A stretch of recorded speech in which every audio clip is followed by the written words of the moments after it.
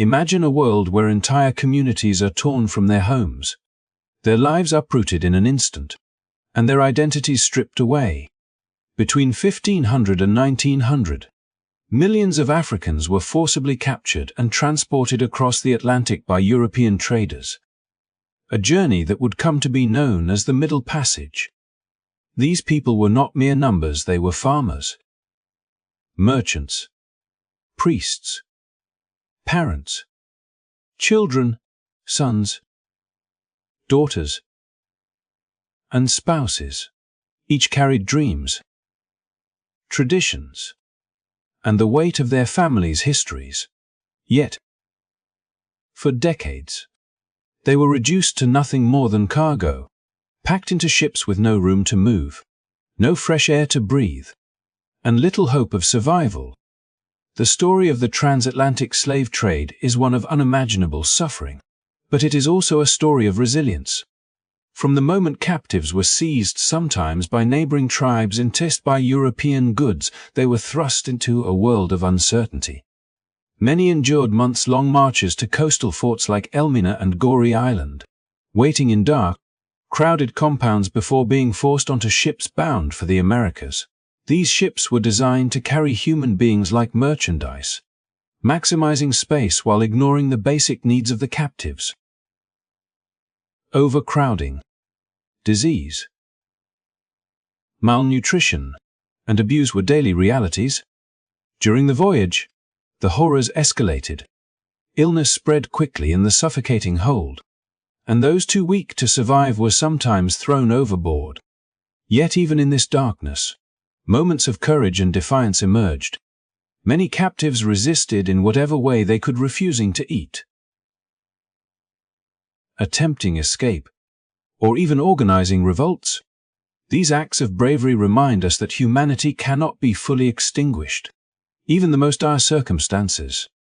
Today, the legacy of the African diaspora is a testament to both suffering and endurance. The descendants of those who survived carry with them the strength, culture, and stories of their ancestors. Understanding this history is not only about remembering the pain, but also about honoring the resilience, dignity, and enduring spirit of those who lived through it. As we dive into the story of life aboard these ships, we will explore the conditions, the personal accounts, and the acts of resistance that shaped this dark chapter of human history. Join us on this journey not just to witness the horrors endured, but to reflect on the courage and resilience that arose from them. If this story moves you, make sure to like, share, and subscribe to our channel. By supporting us, you help keep these important histories alive, ensuring that the lessons of the past continue to inspire awareness, empathy, and action today. The moment captives were forced aboard the ships, the reality of their fate became starkly clear. What had been the open spaces of villages, the warmth of families, the familiarity of home, was replaced by a world of suffocating confinement, darkness, and despair. These ships, once vessels meant for trade and exploration, had been transformed into floating prisons, meticulously designed to transport human beings as cargo, maximizing the number of bodies they could hold while minimizing concern for comfort, safety, or life itself. Women and children were herded below decks into compartments so small that even turning over was nearly impossible. The air was thick, stifling, and putrid, carrying the combined scent of sweat, excrement, and fear, mingling in a way that left many struggling to breathe. The heat inside the hold intensified the suffering, pressing down on bodies already weakened by the trauma of capture and the long marches to the coast. The lack of sanitation only worsened the conditions. There were no proper facilities. Captives were forced to relieve themselves in crude containers or into the space around them, and the accumulation of waste added to the unbearable stench and created a breeding ground for disease.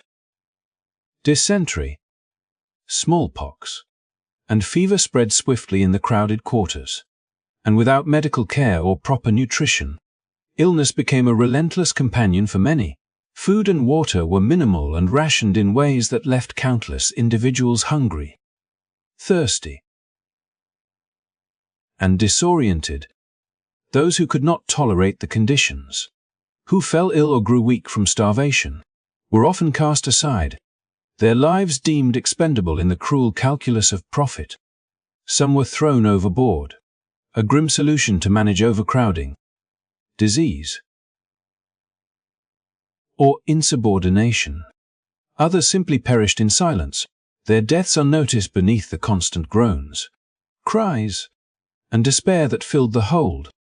Even amid these harrowing circumstances, the human spirit exhibited moments of defiance. Captives clung to one another, sharing stories of their homes, their families, and their cultures, holding on to fragments of identity that the slavers sought to erase. Some refused to eat in protest, silently asserting their agency in a situation designed to strip it away. Others attempted to escape by any means possible, risking death in the depths of the hold or the perilous seas above. There are documented accounts of small uprisings, where those shackled together found ways to overpower the crew, using their knowledge, courage, and sheer determination to seize a fleeting sense of freedom. Though most were met with brutal retaliation, these acts of resistance became a testament to resilience and the refusal to be fully subjugated. The passage was long and grueling, often lasting 2 months or more, sometimes extending further when weather or navigational challenges delayed the journey. Each day passed with the relentless rhythm of suffering and survival, marked by forced exercise on deck intended to keep the captives alive enough to maintain their value as cargo, yet offering little relief from the oppressive heat and the ever-present fear of abuse. Children, separated from parents and from one another, clung to what comfort they could find, their cries echoing in the confines of the ship, mingling with the sobs of adults and the anguished wails of those too weak to move. Women were especially vulnerable, not only to the horrors of the hold, but also to the predations of crew members who saw them as targets of sexual exploitation, further compounding the trauma and fear that accompanied the voyage. Despite the unimaginable adversity, captives sought ways to endure. Some found solace in shared songs, whispered prayers, or the gentle touch of a hand across the darkness. These small acts of connection offered brief moments of humanity, fragments of light in a world that sought to extinguish all hope. They reminded one another of who they were, of the lives they had lived before capture, and of the possibility, however distant, that some form of liberation might exist beyond the ship's wooden walls. The bonds formed under such extreme conditions became lifelines, sustaining individuals through a journey designed to break them. Above deck, the environment was no sanctuary. Captives brought up for exercise were exposed to harsh treatment, overseen by crew who wielded whips, sticks, and other instruments of control. Any sign of resistance, hesitation, or weakness could invite brutal punishment. Yet even here, resilience manifested. Some tried to communicate, to encourage one another, to share strategies for endurance and survival, proving that even under strict oppression, solidarity and courage could not be entirely erased. As the days turned into weeks, and the weeks into months, the voyage became a test not only of physical endurance but of mental and emotional survival. The isolation, the constant threat of violence, and the uncertainty of the journey pushed captives to the brink. And yet, countless individuals survived, carrying with them memories of the horrors they endured alongside the unbroken knowledge of their humanity. Their survival was a quiet rebellion against the forces that sought to erase them, and it stands as a testament to the strength, courage, and resilience of those who were subjected to such unimaginable suffering. When the ships finally approached the Americas, those who had survived the ordeal faced a new reality: the uncertainty of sail, forced labor, and life in a foreign land under the harsh control of slaveholders.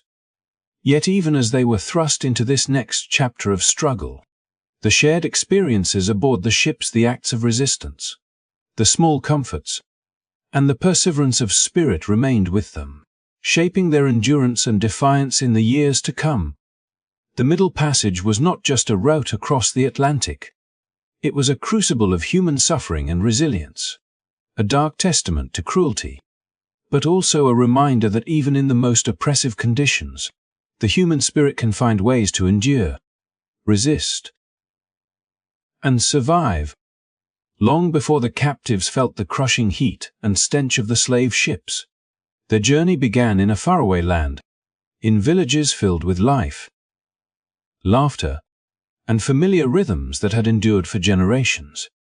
These were communities where families tilled the soil, children played under the sun, and elders shared wisdom passed down through countless years. Yet, even in this seemingly peaceful existence, danger lurked on the horizon. European traders, driven by profit and power, had established networks that reached deep into the African interior, often enlisting local intermediaries to capture and sell men, women, and children into bondage. These intermediaries sometimes rival communities, or opportunistic traders participated in raids, deception, and coercion, turning neighbors against neighbors, and destabilizing entire regions. The capture itself was a violent, terrifying ordeal. Families were torn apart in an instant, children wrenched from their parents, husbands separated from wives, and siblings ripped away from each other. Those who resisted were often beaten, bound, or forced to march for days without rest or adequate food, their cries echoing through forests and plains, a haunting testament to the suddenness and brutality of their fate. Even those who surrendered without a struggle were not spared the trauma of dislocation, for every step carried them farther from home and deeper into uncertainty. Along these treacherous routes, captives were sold and resold multiple times, each transaction stripping away a layer of personal identity, reducing them to commodities whose value was measured in gold, textiles, or other goods rather than human dignity. Eventually, after weeks or months of forced travel, the captives reached the coastal forts that punctuated the shores of West Africa. Elmina, Gorai Island, and other fortified outposts stood as grim monuments to the growing transatlantic trade, their walls echoing with the stories of those held within. Inside these compounds, captives waited in crowded, unsanitary conditions, often for months, as the slave ships that would carry them across the Atlantic made their way from European ports to the African coast. Here, the weight of anticipation and fear was almost unbearable. They were removed from their familiar surroundings, stripped of personal belongings, and subjected to inspections meant to assess their physical condition, all while the knowledge of what awaited them across the ocean hung over every moment like a shadow. The forts themselves were scenes of relentless tension. Guards patrolled the compounds, ensuring that no one attempted escape, while merchants calculated the logistics of transporting as many human beings as possible without losing profit. Captives were sometimes held in makeshift pens, where disease and despair spread as easily as the wind across the coast. Yet even in this grim environment, communities of resilience began to form. Individuals comforted one another, shared memories of their homelands, and whispered encouragements, sustaining fragile hope that survival was possible, that one day freedom might be reclaimed. These small acts of solidarity became lifelines, a quiet rebellion against the dehumanization that surrounded them. The journey from the villages to the forts was often punctuated by moments of profound sorrow and despair. Elders lamented the loss of their families. Children clung to memories of home they would never see again. And those with the greatest knowledge of the world faced the harsh reality that their lives had been irrevocably altered. Every step was a reminder of the fragility of safety, the unpredictability of human cruelty, and the vast machinery of the trade that had ensnared them. And yet, even in these moments, the human spirit revealed its capacity for endurance. Some captives found courage in companionship, others in prayer or song, and still others in the defiance of simply surviving each day. When finally the day came to board the ships, the captives' journey took on a new dimension of terror. The coastal forts, once temporary holding places, became gateways to the middle passage, a voyage through which only some would emerge alive. Each person was assigned a space on the ship, measured and shackled, their bodies forced to fit into the tight confines that awaited them below deck. The transition from the relative openness of the forts to the suffocating darkness of the ship was jarring, a final, irreversible step into the unknown.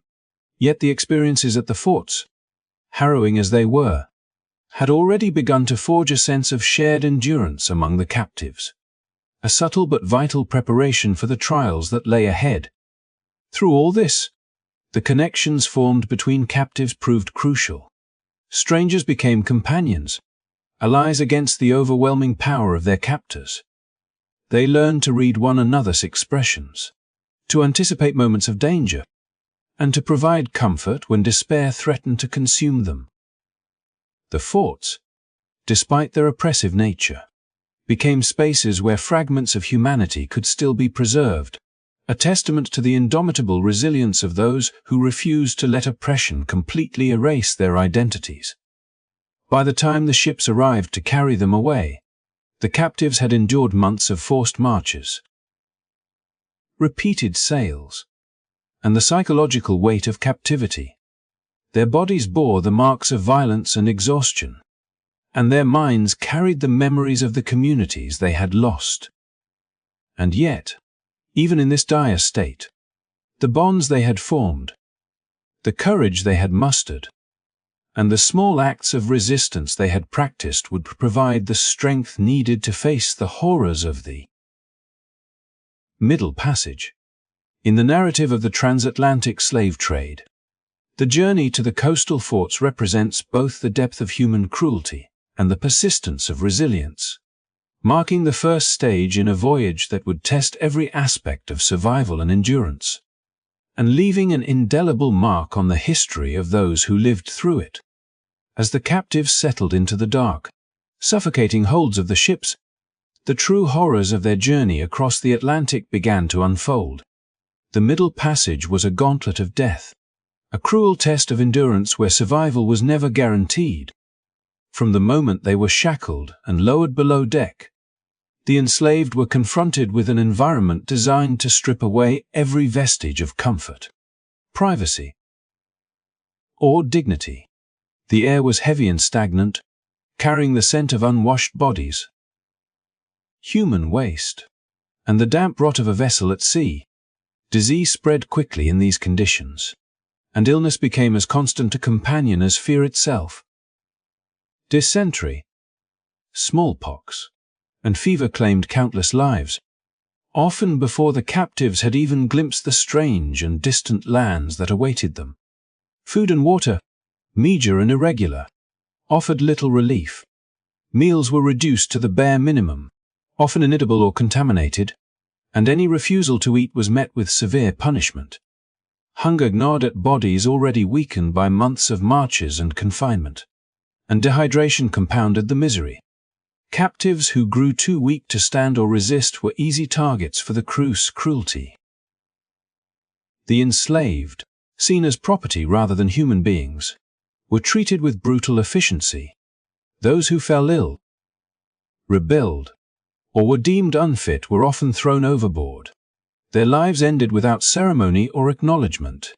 In some cases, these killings were tied to profit. The Zong massacre of 1781 stands as one of the most infamous examples, where over 100 sick and dying captives were cast into the sea in an attempt to claim insurance money, a chilling illustration of how commerce and cruelty were intertwined.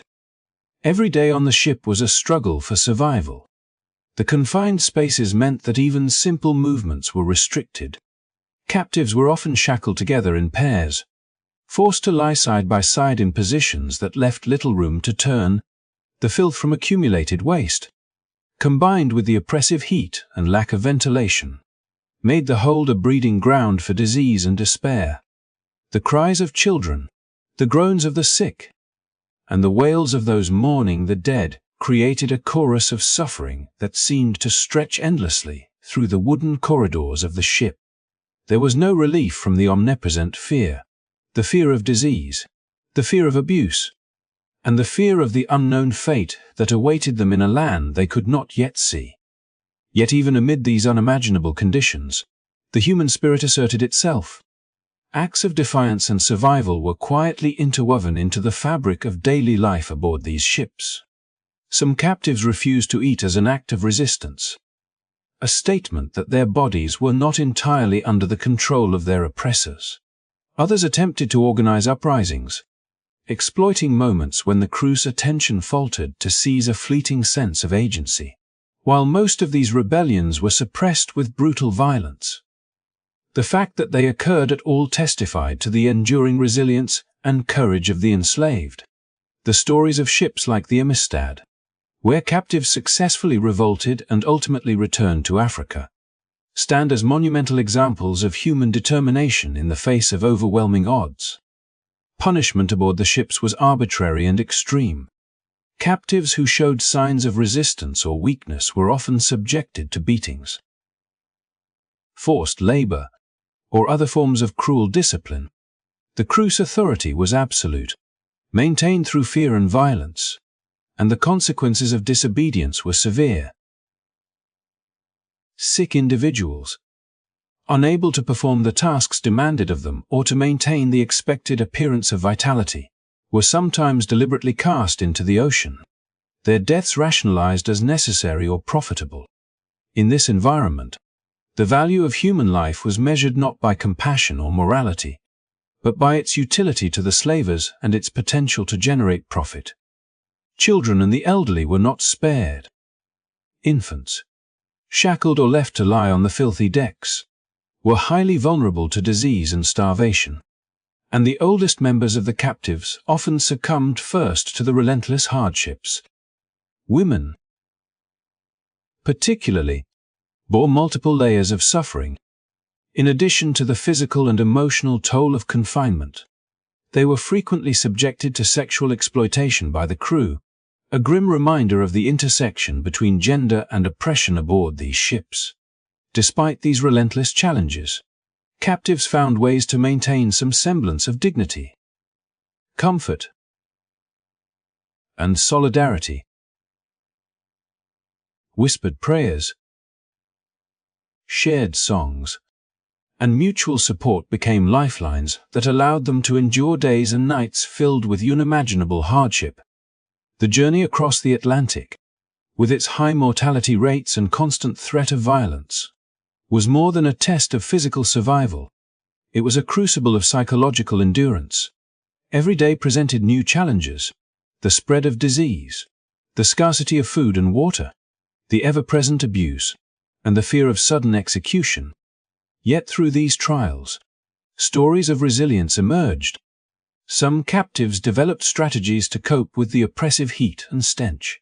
Some found ways to communicate and support one another despite shackles and barriers. And some even managed to preserve fragments of their cultural identity, passing along songs, stories, and memories that would survive long after the voyage ended. By the time the surviving captives approached the Americas, they had endured a journey that left deep physical and psychological scars. Many had lost family members along the way, and nearly all had faced the constant threat of death, whether from disease, starvation, or the arbitrary cruelty of the crew. Their arrival was not a relief, but the beginning of a new chapter in which survival continued to require courage, adaptability, and resilience.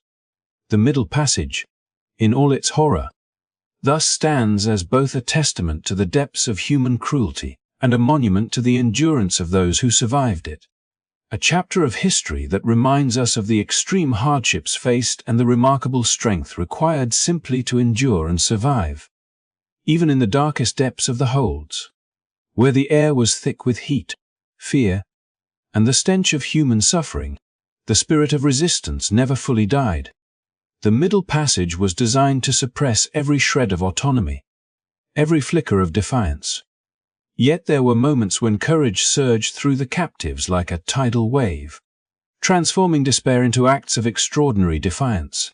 Stories of revolt aboard these ships, though rare compared to the scale of suffering, stand as vivid testaments to the resilience, ingenuity, and courage of those who refused to accept their fates passively, who found ways to reclaim some measure of control even in the most hostile of circumstances.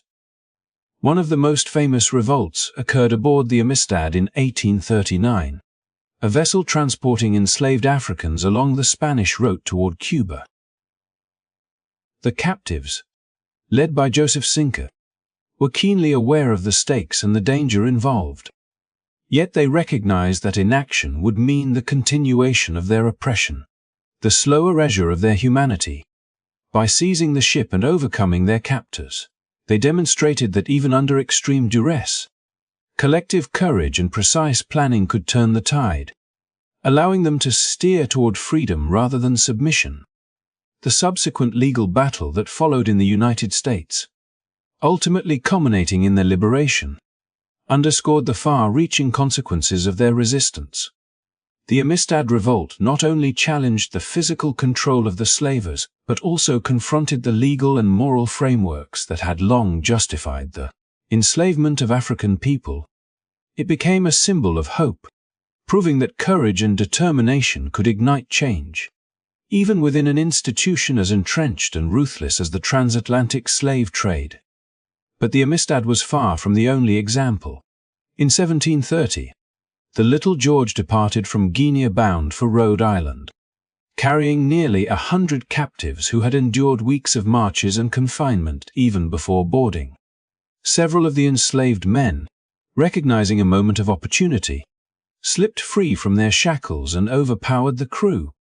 In the chaos that followed, 3 crew members were killed, and the remaining captives seized control, navigating the vessel back to the Sierra Leone River. This act of audacity required not only physical strength but careful observation, strategy, and an unwavering commitment to reclaiming agency over their lives. It is remarkable that these men, so recently torn from their homes and thrust into unimaginable conditions, could organize, resist, and triumph against those trained and armed to dominate them. Their story reminds us that the enslaved were not mere passive victims but active participants in the struggle for freedom whenever circumstances allowed. Another significant uprising occurred aboard the Creole in 1841, when a ship bound for New Orleans carried 135 captives from the African coast. During the voyage, the enslaved were able to orchestrate a revolt, killing some crew members and taking the rest prisoner. What followed was an extraordinary navigation of international and moral boundaries, as the ship eventually reached Nassau in the Bahamas, where the captives were freed by British authorities. The Creole Revolt stands as a remarkable example of collective intelligence, courage, and resilience, revealing that even within the confines of a vessel designed to dehumanize and control, the human drive for freedom could not be extinguished. Each decision, each action taken by the captives, required a careful balance of risk and reward, a strategic understanding of both their environment and their oppressors, and an unyielding determination to survive not just physically, but spiritually and morally. Beyond these well-documented revolts, countless other instances unfolded across the Atlantic, often unrecorded or obscured by history, but nonetheless significant. Each attempt at resistance represented a refusal to submit to the systemic dehumanization imposed by the slave trade. The captives drew upon shared memories, communal bonds, and ancestral knowledge to coordinate acts of rebellion, sometimes using distraction, cunning, or brute force to gain temporary control. The frequency of these revolts, estimated to have occurred on hundreds of voyages, attests to a persistent and unbroken will to resist oppression, a refusal to allow their identities to be completely stripped away by shackles. Overcrowding and fear. Resistance took many forms, not only in physical uprisings but also in quieter acts of defiance. Refusing to eat, preserving cultural rituals in whispered songs, and supporting one another in moments of despair were all methods of asserting agency in a context designed to deny it. The captives' resilience was both an act of survival and a moral stand against the systems that sought to render them invisible. Revolts, whether successful or not, carried profound consequences, challenging the Crus authority, disrupting the mechanisms of trade, and sometimes leading to broader legal and political repercussions that questioned the legitimacy of slavery itself. The courage of these captives reverberates across history. Each revolt tells a story of extraordinary human endurance, creativity, and bravery in the face of overwhelming odds. They illuminate the essential truth that even in moments designed to obliterate identity and autonomy, the human spirit can assert itself in defiance. Demanding recognition, dignity, and freedom. These acts of resistance, whether through rebellion, collective defiance, or personal resilience, remind us that the enslaved were never truly powerless, and that their struggle to reclaim agency continues to inspire generations long after the voyages ended. By reflecting on the revolts of the Amistad, Little George, and Creole, among countless others, we gain insight into the profound courage and ingenuity that defined those who survived and resisted the Middle Passage. Their actions challenge simplistic narratives of victimhood and emphasize the complex, unyielding humanity of those who faced the most unimaginable conditions, demonstrating that even in captivity, the quest for freedom remained a powerful, unbroken force. Through their stories, the legacy of courage, defiance, and resilience continues to teach us that oppression, no matter how systematic or brutal, can never entirely extinguish the human spirit. Amid the horrors of the Middle Passage, the experience of enslaved women carried an added layer of brutality, one that combined the physical and psychological torments of confinement with the relentless threat of sexual abuse, exploitation, and gendered violence. From the moment they were torn from their homes and marched to the coast, these women faced a journey designed to strip them of agency, dignity, and identity, yet they displayed remarkable resilience, navigating an environment structured to suppress not only their freedom but their very humanity. The cramped, suffocating holds of the slave ships were a universal torment for all captives. But for women, the space offered not only the threat of disease, starvation, and physical abuse but also exposure to the predatory behavior of the crew, which transformed every day into a battle for survival that went far beyond mere endurance. Women were often segregated from men below decks, not merely to contain them but to facilitate control over their bodies and labor.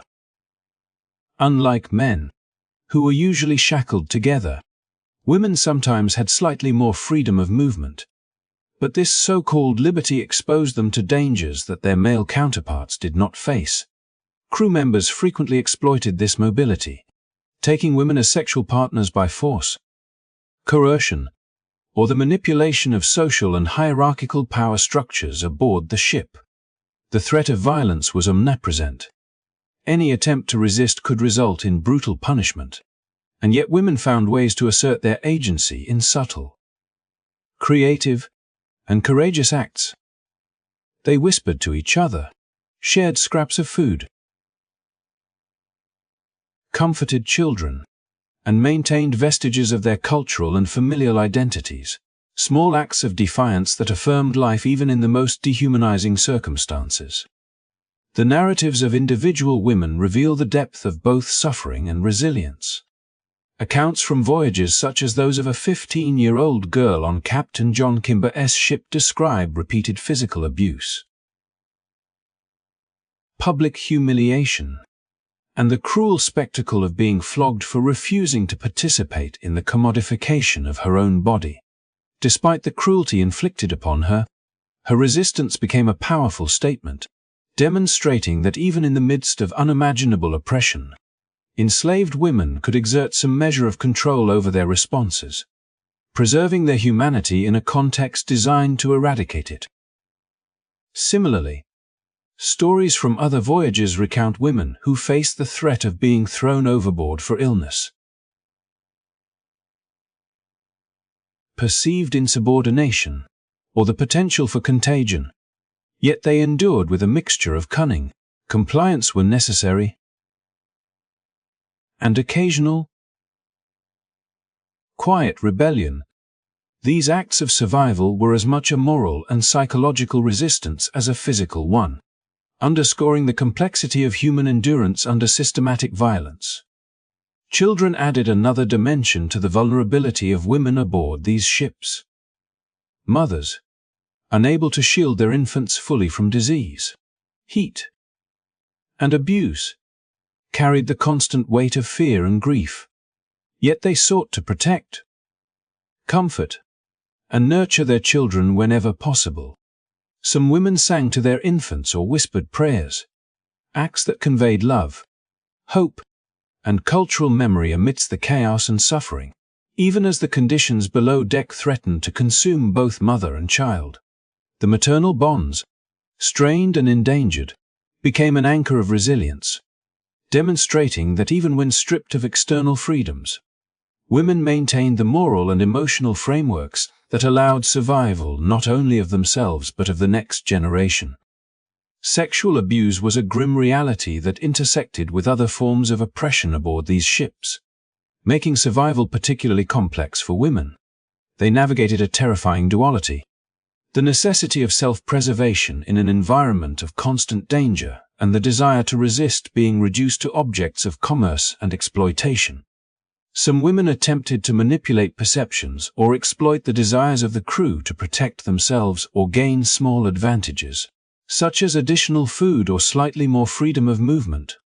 These strategies required extraordinary intelligence, courage, and presence of mind, often under conditions where every moment was infused with fear and the constant threat of violence. Despite these overwhelming challenges, women occasionally found ways to resist in more overt forms, including participating in shipboard revolts, aiding male captives in organizing insurrections, or asserting themselves through collective action. In each instance, these acts carried enormous risk, but they also offered fleeting moments of empowerment and a reminder that resistance took many forms. Even small gestures refusing to obey an order immediately, comforting a fellow captive, or maintaining a ritual from home were expressions of courage and defiance that contributed to a broader tapestry of survival and resilience aboard these vessels. The experiences of enslaved women during the Middle Passage highlight the intersectionality of oppression and resilience. Their suffering was intensified not only by the physical conditions of the ships, but by the systemic exploitation of gendered vulnerability. Yet within this suffering, women displayed extraordinary fortitude, navigating the complex landscape of abuse and control with ingenuity, resourcefulness, and courage. Their stories remind us that resistance is not always loud or violent. It can be quiet, deliberate, and deeply human. Even in the direst circumstances, enslaved women preserved aspects of identity, nurtured hope, and asserted moral and emotional agency, leaving behind a legacy of endurance that echoes through history. By examining the unique struggles and remarkable resilience of women aboard slave ships, we gain a fuller understanding of the human capacity to survive, resist, and maintain dignity in the face of systemic cruelty. These narratives compel us to recognize not only the atrocities committed, but also the indomitable spirit that persisted, affirming that even when stripped of freedom, respect, and safety. Enslaved women carved out spaces for survival, defiance, and humanity that continue to inspire and educate generations today. As we reach the conclusion of this harrowing journey through history, it is impossible not to reflect on the immense courage, resilience, and humanity of those who endured the unimaginable trials of the transatlantic slave trade. The Middle Passage, a voyage defined by cruelty, overcrowding, disease, and deprivation, represents one of the darkest chapters in human history. Yet within that darkness, stories of perseverance and strength shine through, leaving us lessons that resonate across generations. Survivors like Matilda McCree, who was captured at the tender age of 2 and brought aboard the Clotilde, the last known slave ship to transport Africans illegally to the United States, personify both the enduring trauma inflicted by slavery and the extraordinary resilience of those who survived. McCree lived through a system designed to strip her of identity, family, and agency. Yet she emerged from it with an indomitable spirit, forging a life for herself and maintaining a connection to her cultural roots despite the relentless oppression she faced.